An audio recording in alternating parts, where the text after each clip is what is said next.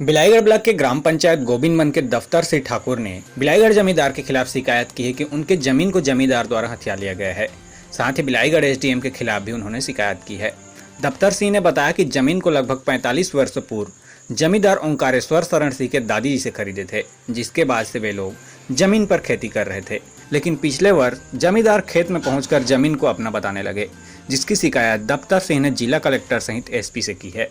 वहीं कार्रवाई नहीं होने पर परिवार सहित आत्मदाह करने की अनुमति कलेक्टर से मांगने की बात कही।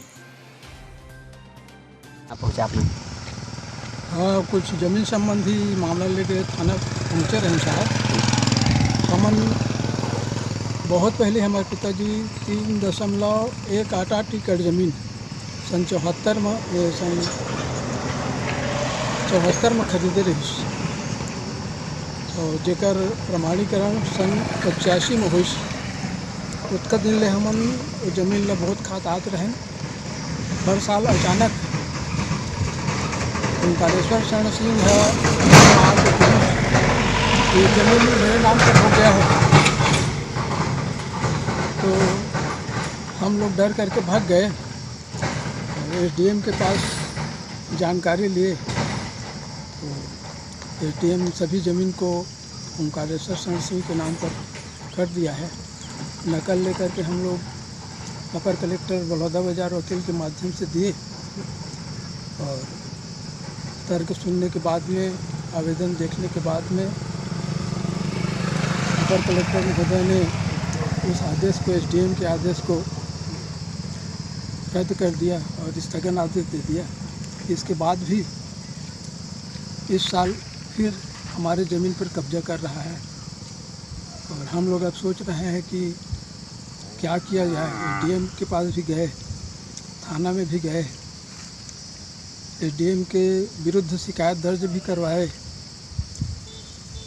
कलेक्टर महोदय और एसपी को दिए, तब भी अभी तक सुनवाई नहीं हुई है और खेत को दूसरे के द्वारा कब्जा किया जा रहा है। अगर कार्यवाही नहीं होगी तो अब क्या करेंगे। इतने बाल बच्चे हैं, हम लोग 3 भाई होते हैं, तीनों के बाल बच्चे तो भूख मरेंगे ही और इसलिए कलेक्टर महोदय के पास फिर जाएंगे, उनसे फिर विनय करेंगे।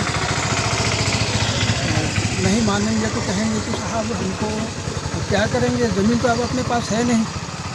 इतना ज़मीन को दूसरे के द्वारा काबिज कर लिया गया है, तो हम लोगों को आत्मदाह की अनुमति दिया जाए, कहेंगे सर, और क्या कह सकते हैं। मामले में जमींदार ओंकारेश्वर शरण सिंह ने बताया कि जमीन को उन लोगों को दिया गया था, न कि बेचा गया है। वह जमीन आज भी मेरे नाम पर ही है।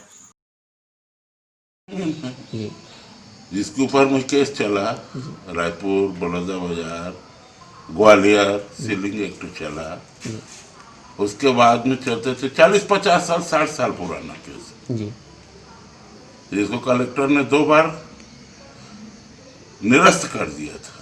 निरस्त मतलब उनके पक्ष में किया था। मेरे निरस्त करते हुए जमीन को पुनः मेरे नाम में दिया जाए, चढ़ाया जाए करके उन्होंने अनुविभाग को आदेश दिया था। अनुविभागीय अधिकारी तो मेरे नाम से आ गया। जो मेरी दादी की जमीन थी, वैसे भी क्या है, सीलिंग एक्ट उस प्रकरण तक के चलता है जब तक जिनके नाम में सीलिंग है, और उनके मरने के बाद स्वतः ही सीलिंग एक्ट खत्म हो जाता है।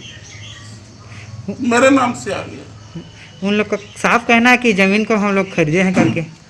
खरीदे हैं वाली नहीं है, दिया गया था उन लोग जी।